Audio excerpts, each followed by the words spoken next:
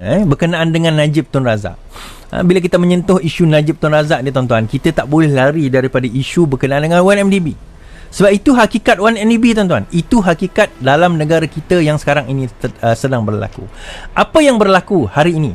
Menarik yang berlaku hari ini adalah sebelum itu, semalam Najib membuat satu ucapan. Najib membuat satu ucapan dengan mengatakan bahawa dia sebenarnya kerajaan sekarang ini, kerajaan PH dan juga kerajaan PN telah gagal untuk membayar prinsipal 32 bilion, menunjukkan bahawa kerajaan PH dan juga kerajaan PN ini adalah kerajaan yang gagal, sedangkan dia telah membayar prinsipal tersebut. Tidakkah ini menunjukkan satu penipuan kerajaan PH demi untuk menunjukkan yang dia adalah betul? Maka dia nak buat semua itu tuan-tuan. Okey, tak apa, kita dengar lagu ucapan beliau. Hakikatnya, 1 sen pun prinsipal hutang 1MDB tidak pernah dibayar. Pada tahun 2018, hutang 1MDB berjumlah 32 bilion. Pada 2019, hutang 1MDB 32 bilion. 2020, 32 bilion. Tahun 2021 hutang yang berhormat Pekan, 32 janganlah buat tak faham. Ada adalah debt tidak servicing. Bunga yang kena dibayar pun dah berbilion. Tuan Speaker, tolonglah jangan benarkan perkara ini. Saya minta Tuan Speaker, Please, tolong jangan benarkan beliau untuk meneruskan perbahasan. Dahlah, Tolong, Pak please. negara nak tipu lagi. Dan salam saya minta. Ya, baik. Terima kasih Datuk Speaker. Tapi debt servicing, kita kena bayar bunga. Untuk 32 bilion tu bukan jumlah yang kecil. Teruskan, Yang Berhormat. Tuan Yang Ketua, adalah tidak betul untuk mencanangkan bahawa rakyat perlu membayar atau menanggung hutang 1MDB. Misalnya, bayaran sebanyak 16.4 bilion yang diterima dari Goldman Sachs bukanlah dari wang rakyat. Itu wang Goldman Sachs yang boleh digunakan untuk bayar hutang 1MDB. Goldman Sachs bayar juga pasal apa? Bacalah. Pekan. Dana lain yang diterima. Goldman Sachs bayar dari pasal apa? DOJ. Pasal dia menipu. Dia skongkol, menipu. Tu yang dia bayar balik. Sila teruskan. Apa Goldman Sachs bagi duit free-free je ke? Yang Berhormat, salam. Jolo kenal tak Jolo? Please lah Pekan. Jangan. Jolo kenal tak Pekan? Saya tanya, kenal tak Jolo? Kenal tak Jolo Pekan? Yang Berhormat Jelutong. Tuan Yang Ketua, Duduk, saya nak bagi memandangkan, penjelasan. Ini semua ganggu saya. Memandang Kami nak tanya demi rakyat. Kami nak tanya demi rakyat di Dewan ini. Jelutong. Dengarlah ucapan Pekan saya. ganggu negara lagi teruk daripada kita ganggu Pekan. The Baik-baik. effect that you have on the country, on the economy is devastating. Yang Berhormat. So don't Remember, you stole the people's money. Please. You stole the people's money. Okey, pertikaian dia apa tuan-tuan? Allah, sekejap. Pertikaian dia pada segi mana? Kan, kalau kita tengok pertikaian itu daripada segi mana? Okey, pertikaian dia daripada segi 32 bilion. Saya buat ni kata-kata. Pertikaian dia tadi dari segi mana? Pertikaian yang dinyatakan adalah daripada 32 bilion prinsipal yang tidak dibayar oleh kerajaan sejak daripada 2018. Bermaksud kerajaan Pakatan Harapan tak bayar, kerajaan Perikatan Nasional tak bayar, kerajaan Ismail Sabri keluarga Malaysia sampai sekarang pun tak bayar. Sebab dia kata 32 bilion 2018, 32 bilion 2019, 32 bilion 2020, 32 bilion 2021. Therefore, 3 kerajaan bertukar, 3 tak bayar prinsipal ni tuan-tuan. Dan saya baca sebelum saya baca kenyataan dia dalam Facebook, kita dengar apa jawapan Zafrul tentang perkara ini. Apa jawapan Tengku Zafrul tentang perkara ini. Jadi Tengku Zafrul ni menjelaskan apa yang berlaku dalam hakikat yang sebenarnya. Jadi kita dengar apa jawapan beliau. Adakah mana-mana bank account ditutup oleh mereka yang terbabit dengan skandal utang pinjaman 1MDB yang kalau masuk faedah adalah sebanyak 51 bilion ringgit? Terima kasih. Itu tak kena mengena dengan soalan asal tu habis. Tapi saya serahkan kepada Yang Berhormat Menteri lah.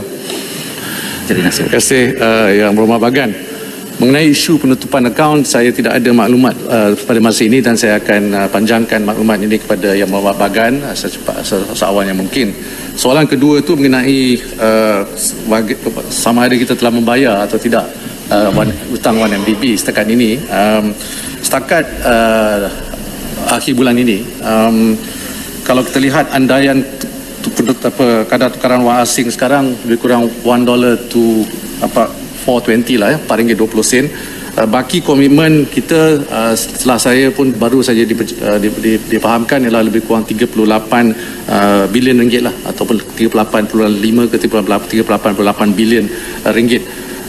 Ini prinsipalnya 32 bilion ringgit, 32.3, dan faedahnya pula sebanyak 6.5 bilion ringgit. Jadi dakwaan bahawa belum lagi kita bayar prinsipal hutang 1MDB ini adalah tidak berasas, ya. Memandangkan prinsipal hutang-hutang tersebut hanya akan matang lambat lagi.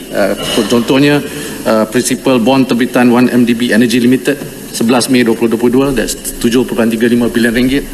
Bond terbitan 1MDB Energy Langat 2022 7.35 bilion ringgit. Bond terbitan 1MDB Global Investment sebanyak 12.6 bilion ringgit. Sukuk IMTN terbitan 1MDB 5 bilion ringgit. Jadi 32.3 bilion ringgit ini dia punya tarikh matang antara tahun 2022 hinggalah tahun 2039. Jadi belum lagi lah dibayar. Ini prinsipal, ya. Tapi kita sudah mula membayar faedahnya lah. Faedahnya seperti saya sebut tadi. So dijawab oleh Zafrul tadi. Saya jelaskan. Najib bertanya, okay, saya nak mungkin ada ramai yang cakap, tak faham lagi siapa yang berlaku ni. Apa tak faham. Okay, Najib sebagai bekas Perdana Menteri, sebagai bekas Menteri Keuangan, sebagai orang yang bertanggungjawab mewujudkan 1MDB Sovereignty Fund, Sovereignty Fund untuk tujuan investment, sebagai orang yang bertanggungjawab yang dikatakan membawa duit dan keluar masuk 1MDB ni, dan juga syarikat berkaitan 1MDB, tidak memahami maksud prinsipal dengan interest, tidak memahami terbitan bond dan sukuk dia itu ada tarikh matang, tidak memahami perkara tersebut.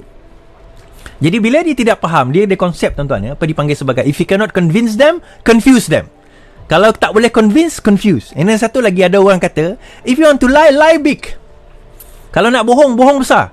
Jangan bohong alang-alang. Sebab bohong besar ni orang fikir takkanlah dia nak menipu. Orang cakap macam tu. Takkanlah dia nak menipu. Betul tak? Orang akan cakap macam tu.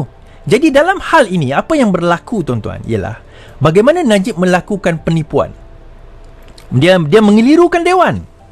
Dengan kenyataan tersebut, dia telah mengelirukan Dewan. Apa yang dia kata? Dia kata, selama ini, daripada 2018, sejak kemenangan Pakatan Harapan, sampailah sekarang, kerajaan tidak membayar prinsipal hutang tersebut. Hutang 1MDB. Betul ke tidak? Ya, betul. Jawapannya betul, tidak dibayar prinsipal tersebut. Nampak kerajaan Pakatan Harapan ni adalah kerajaan penipu yang cuba memfitnah orang Amirul Mukminin Datuk Seri Najib Tun Razak. Okey, tuan-tuan, Tuhan nak tunjuk dia bukan Menteri Keuangan Lim Guan Eng berbahasa Cina tu yang menjawab soalan ini. Tengku Zafrul, keturunan diraja, yang dilantik oleh kerajaan Ismail Sabri di bawah UMNO, menjawab soalan itu.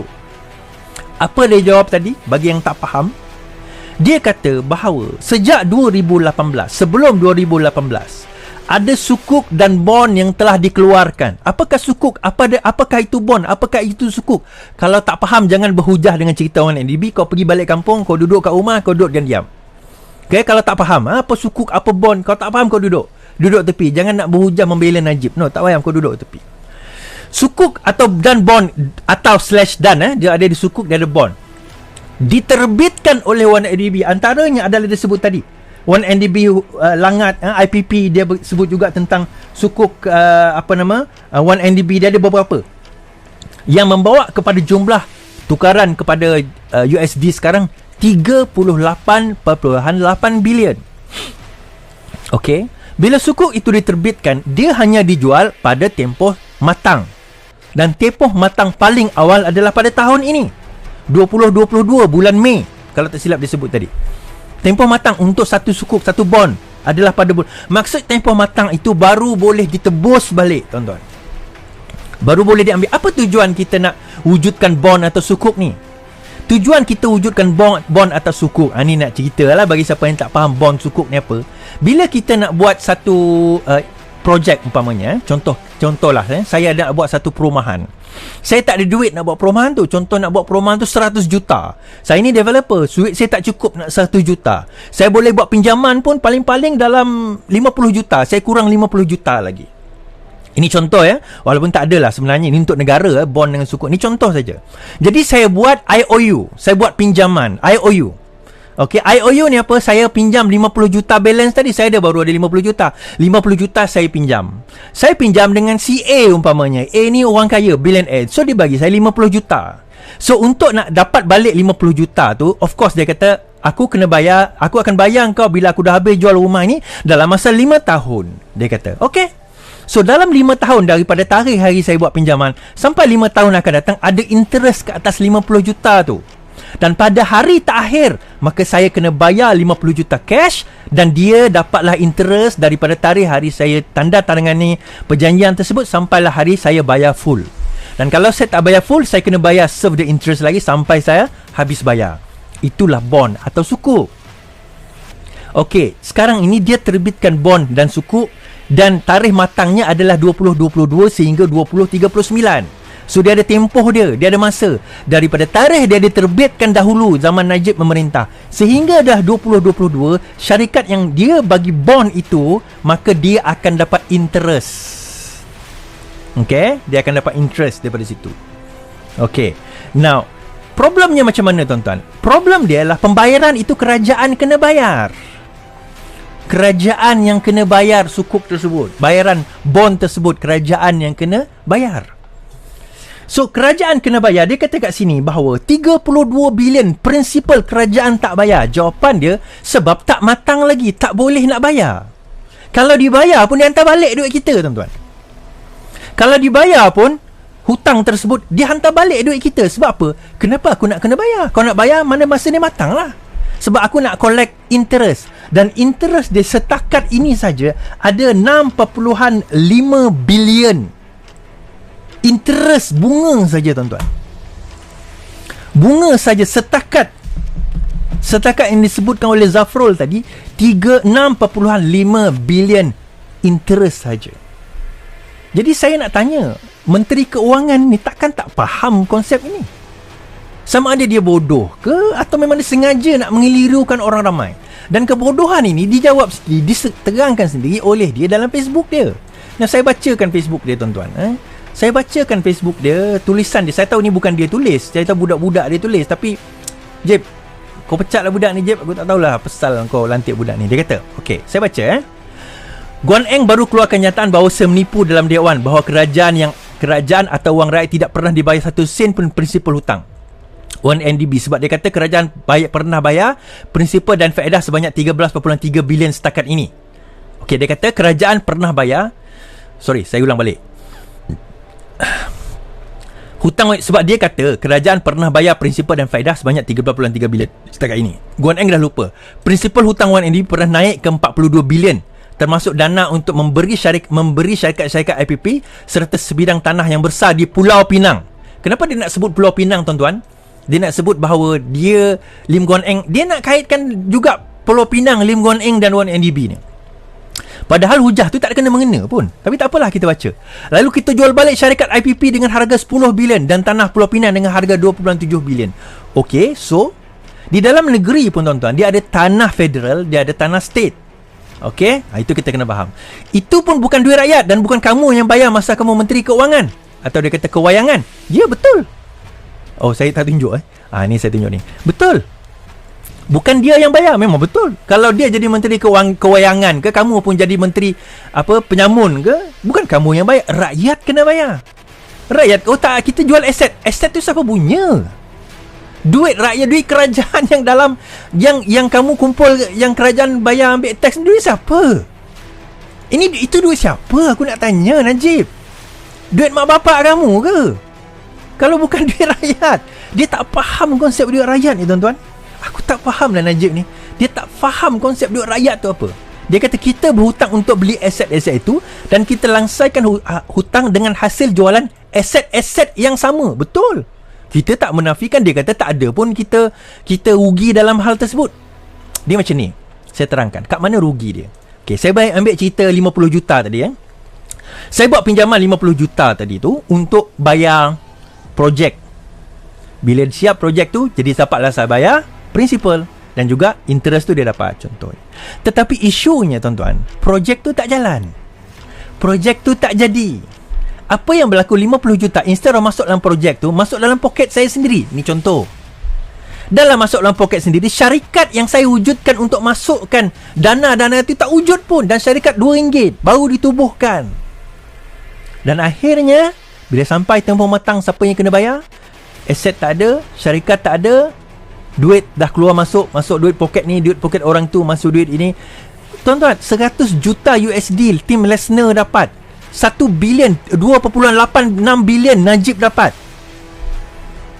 30 bilion, 2 bilion dia dapat. Contoh. Itu contoh. Sebahagian prinsipal hutang tersebut dilangsai dan turun ke 32 bilion. Okey, pada PRU14. So maksudnya dia dah mengaku memang prinsipal dia jatuh kepada 32 bilion, dia kata. Ya, prinsipal jatuh kepada 32 bilion. Baik, kita semak lagi, kita baca. Dia kata apa? Dia kata sebahagian namun selepas itu 1 sen prinsipal hutang tidak pernah dibayar oleh kerajaan PH dan PN sejak PRU sehingga kerajaan UMNO sini. Seperti dimaklumkan Menteri Kewangan. Sebab itu hari ini, sebab ianya akan matang lambat lagi. Okey. Dia kata kat sini, dia sendiri cakap dia kata seperti dimaklum namun selepas itu 1 sen prinsipal tidak pernah dibayar. Seperti dimaklumkan Menteri Kewangan, kerana ia akan hanya matang lambat lagi. Di sini dia cakap matang lambat lagi. Okey.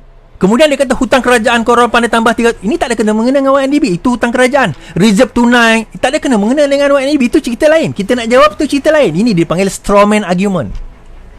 Strawman argument ni tuan-tuan, kita berhujah, kita minum air kosong dalam bekas ini.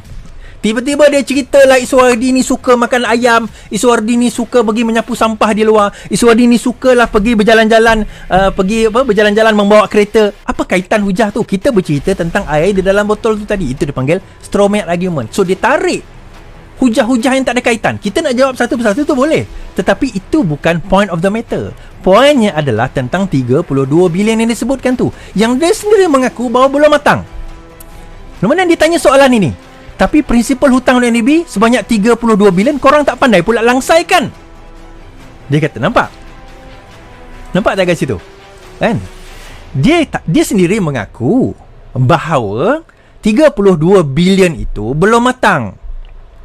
Selaku bekas Menteri Keuangan yang sepatutnya ada punasihat, kau tahu kalau matang tak boleh nak langsai. Kemudian dia tanya soalan, kenapa kau tak boleh nak langsaikan? Tak pandai nak langsaikan, dia kata macam tu. Okay. Kemudian yang menarik, tiba-tiba ada seorang ni daripada Anthony Martin CV. Anthony Martin CV ni orang Sarawak tau. Anthony Martin CV ni orang Sarawak. Dia tanya kat situ, mana duit tabung harapan, dia kata. Orang SMK Sebauh, dekat Tubau, Sarawak. Anthony Martin CV. Dia tanya, mana duit tabung harapan? Sebab itulah dia ni tak jauh beza dengan Najib tu, kan. Walaupun tak jauh, Macai ni tak jauh beza dengan otak dia, kan. Saya bawakan ini Martin, Martin, Anthony, Martin. Anthony, saya bawakan apa nama jawapan Zafrul. Saya tanya tabung harapan tadi tak jawab lagi. Tabung harapan yang menunjukkan kerajaan tabung harapan telah digunakan untuk membayar hutang 1MDB, kan? Okey. Saya tanya tabung harapan tadi tak jawab lagi. Tabung harapan yang menunjukkan kerajaan tabung harapan telah digunakan untuk membayar hutang 1MDB. UMNO tanya. Saya ulang, itu Noh Omar daripada BN yang menjawab, itu Zafrul daripada PN. Dan jawapan ini dijawab pada tahun 2020 Ogos pada zaman Pakatan Harapan Pemerintah. UMNO ada dalam tu. Okey? Jelas kan? Jelas tak? Ke tak jelas lagi? Apa yang tak jelasnya? Tabung harapan dah jawab dah. 32 bilion. Najib kata tak dibayar oleh kerajaan Pakatan. Memang tak bayar, tak matang lagi. Nak bayar je mana? Kita sekarang serving the debts, serving the interest, bukan debt, serving the interest. Kita bayar bunga je. Untung dia dapat. Siapa yang keluarkan duit tu? 32 bilion tu rupanya stuck dekat mana? Golden Sack, Tim Lesnar, Jolo, Najib Tun Razak. Projek-projek yang kita pun tak tahu pergi ke mana. Individu-individu itu perginya duit. Di situ rupanya pergi duit-duit tersebut. Tapi bukankah duit tu dah dipulangkan? Tuan-tuan, ni macam ni tuan-tuan. Bila kamu merompak, okay? Ni pertikaian juga. Kamu masuk satu rumah, kamu rompak. Kamu bawa duit tu, rompak. Apa beza rompak dengan mencuri? Bezanya satu je. Ada force ke tak ada force? Ini orang tanya saya. Apa merompak dengan mencuri sama je. Dia ada guna kekerasan ke tidak? Kalau kekerasan itu merompak. Kalau tak ada kekerasan itu mencuri. Itu je beza dia. Now, katakanlah dia merompak. Dia rompak. Diikat orang tu, tak cedera, tak mati, tak cedera, dia ambil barang-barang kemas tu, dia bawa keluar. Lepas tu dia menyesal. Dia pun hantar baliklah barang rompakan tersebut. Dia minta maaf. Tu dia keluar.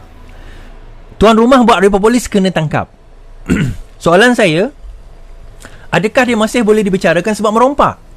Jawapannya ya. Tapi barang dia dah pulangkan. Dia bukan masalah barang tu hilang atau tidak, tuan-tuan. Sebab elemen rompakan itu bukan kata barang itu dihilangkan, tetapi antara elemennya adalah kekerasan macam tu. Kemudian dishonestly appropriating property belonging to the other. Secara tidak jujurnya mengeluarkan atau mengambil barangan atau nilaian barangan daripada hak milik orang untuk menjadi hak milik sendiri, rompakan dengan kekerasan. Tapi bila wang tu dipulangkan, sama ada nak dibicara jatuh kes apa semua, itu cerita lain. Tetapi prinsipnya sudah jatuh ke dalam jenayah. Dan amat penting kalau sekiranya benda itu melibatkan harta dana negara. Bila harta dana negara itu digunakan sesuka hati, boleh diperberlakukan oleh orang sebegini sesuka hati, kemudian kita tak ambil tindakan apa-apa, itu satu pemberitahuan kepada perampak, penyamun dan juga YB di luar sana, I can do anything and I can get away with it. Itu benda yang kita nak ajar pada rakyat. Itu ke yang kita nak hantar mesej kepada rakyat? No. In the first place, dalam perkara yang paling asas sekalipun, jangan buat rompak, jangan buat jahat lah, senang cerita. Tapi dengan selamba kamu ambil duit rakyat, kamu masukkan dalam tabung dana kamu sendiri, lepas tu dengan muka selamba yang kamu boleh pergi, bosku. Ada orang tanya, kenapa nak bantai Najib? Semua orang bantai Najib yang ni. Dia simple je, tuan-tuan. Kita nak bunuh Najib, simple. Once Najib dah mati, lepas Najib mati, kita bunuh musuh lain pula. Sebab musuh ni ramai, tapi kita kena bunuh satu persatu dulu. Tak boleh kita nak lawan semua. Kan? Tak boleh kita nak lawan semua.